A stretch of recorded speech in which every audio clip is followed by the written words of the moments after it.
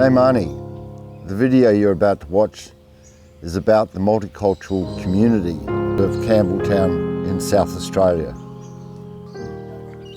Personally, as an Aboriginal man, I feel the coming together, the ideas, the inspiration from new ideas, adding to old ideas and old cultures can only make us better.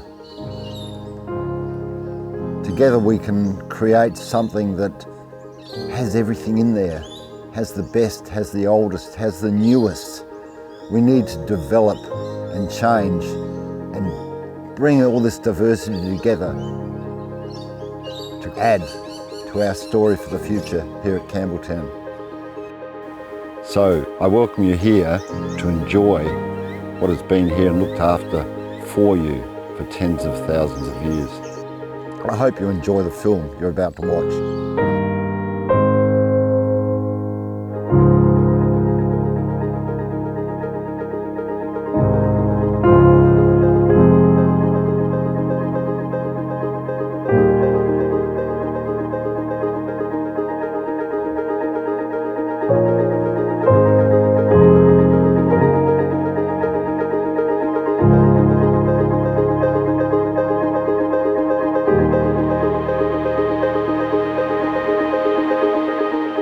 The reason we came, I'm not 100% sure, but I dare say it was like everybody else, wanted to make a better life after the war ended in Europe. The reason I moved to Australia was because my husband was already living and working here and he wanted us to join him. I came to Adelaide when I was 4, and when I asked my parents why they moved to Australia, they said that they wanted a better life. My parents ultimately wanted a better and more stable and secure future for my brother and I. I was born in Pakistan, and being a Shia Muslim there, you were always going to be targeted or prosecuted. Just for that sole reason, for being different, for having different beliefs. It's made life 10 times harder ever since you're born a Shia Muslim. So for security, my parents said that we gotta get out of here.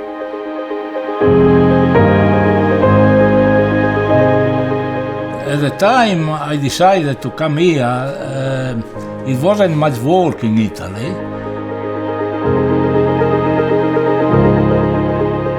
I left Croatia because of the war. I didn't want my son to be called to fight. I didn't want both of my children to experience the war situation.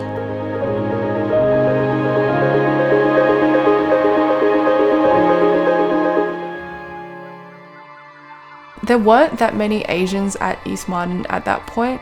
I remember one time I brought in dried seaweed snacks and someone wanted to try it, and then I gave it to her and she was like, it tastes like rock. Sometimes I would think about like, what does my lunch look like to them, and does it smell weird? The town, when I was born, it's always in my heart. I was happy there. You left everything. And then you are going in completely unknown part of the world. That was very hard. Obviously, I'm dressed very modestly. So when I first came to the airport, people were wearing shorts and tank tops.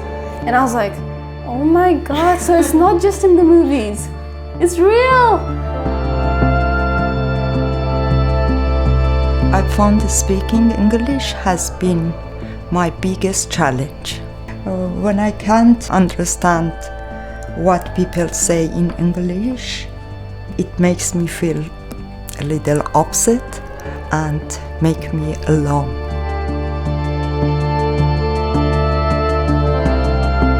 When I first moved to Australia, I felt it was important to get to know my neighbors. We were newcomers. We didn't have anyone, and so I invited them for tea. And what I expected was that they would reciprocate it, not necessarily by inviting them over, but reciprocate it with kindness and respect.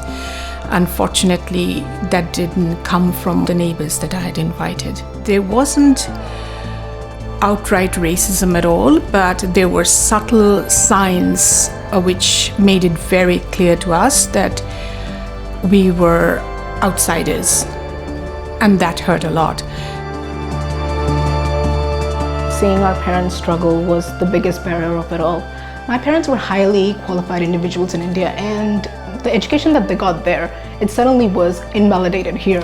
So they really did struggle with employment at first, and just seeing them, so unfulfilled, it's just heartbreaking, and that was the biggest barrier. My son's birthday, I still remember that. I could not even at that stage, because his birthday was on the 1st of February, we could not even buy him a $2 chocolate. It was just $2, but even $2 at that time was a big amount, because our entire existence was, we were living in $25 for a fortnight. So to remove even those $2 was very hard for us, extremely hard.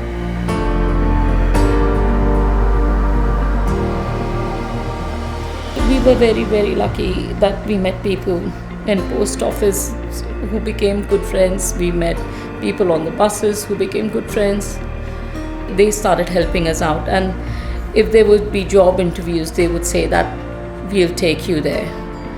On the 4th of February, my first pay came through of $47.80.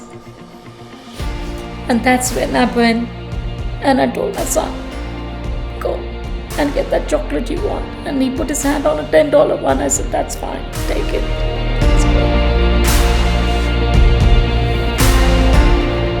My first moment of profoundly feeling this sense of belonging was last year, when I received this flyer from the Campbelltown City Council inviting us to a barbecue. It said that halal barbecue would be served. And immediately I teared up, because for the first time I felt that I was being accepted despite the differences in my culture and religious background. I have very good neighbor, very good. Across the road, I have 2 Italians, and they bring me parsley and they bring me capsicum when I moved in, because I don't have nothing in the garden. They make you feel happy. Like if there's something happened to you or you need someone, you can go to your neighbor, because you see they are good people. At the end of primary school years, you would have a shared lunch with everyone in your class, and you would bring, my mom would get me to bring this massive plate of fried noodles, and it would be gone so quick. And then I would come home and my mom would be so excited to see how fast it was gone. And she would be like, when we finished first, or when the teachers would be like, can I take some to the staff room? That was just, she would be absolutely overjoyed to hear that. Best feeling was when I noticed that opposite of us it's a house and they got planters outside, and they were there next morning, and then give me such a feeling of safety, because believe it or not, we used to chain our dustbin when we take it out, because otherwise it will be stolen.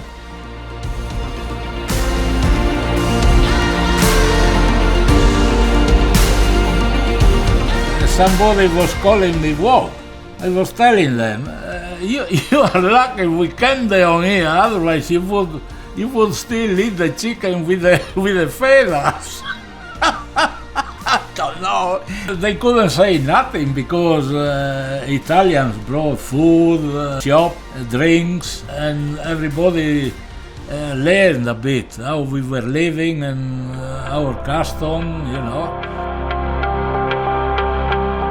Once you see these adults in your life being so scared, I remember my parents being always high alert.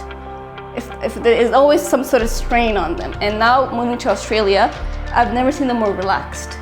They never have to think about tomorrow. what could happen, you know, there's never that target anymore. And so seeing my family this relaxed, it's made me happy.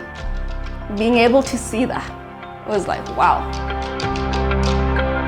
If there are people walking, they'll still say hello, random strangers, just that smile. That's the biggest key factor that changes for me.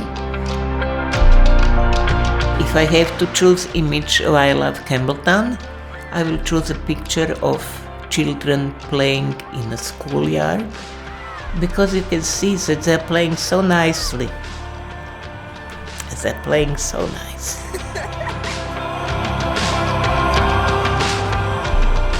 The sense of like community is really strong here. It's one of the most welcoming, diverse, beautiful, supportive communities I've ever experienced. Not one thing you can put your finger on, it's just a whole host of different bits and pieces that make it a pleasure to live here. And I've always said, there's only one way I'll leave here, and that's horizontally.